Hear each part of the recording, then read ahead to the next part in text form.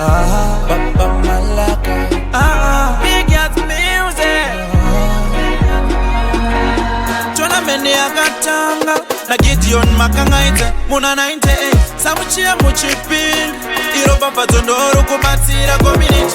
This same soon 13-14 September matimu ya Mozambique achange achiparticipate ipapo chese vakuru nevana vadiki kufara nekufanzana pese panofanotisa kwadzana inguva yekunyaradzana kumofana pasina kukadzana.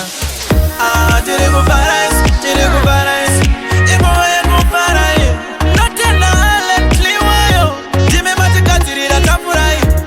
Tiri kufara isi inguva yekufara iyi lale usandisene vanovenga ndime matikadzirira tafura.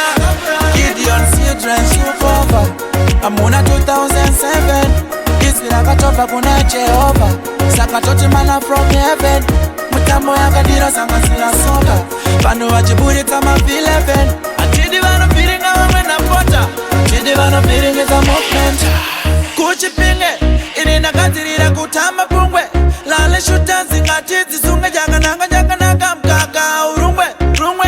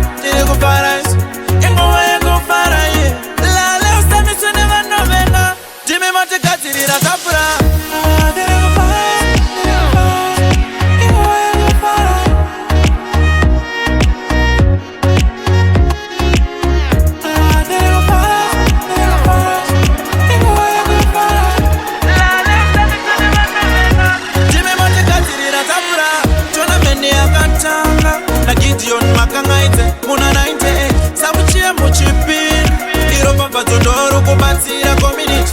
This same soon 13-14 September matimu ya Mozambique achange achiparticipate ipapo chese vakuru nevana vadiki kufara nekufanzana pese panofanotisa kwadzana inguva yekunyaradzana kumofana pasina kukadzana.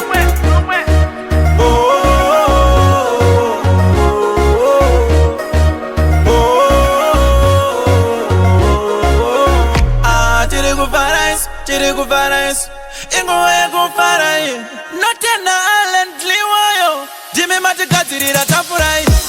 Tiri kufara isi inguva yekufara iyi lale usandiswe nevanovenga ndime matikadzirira tafura.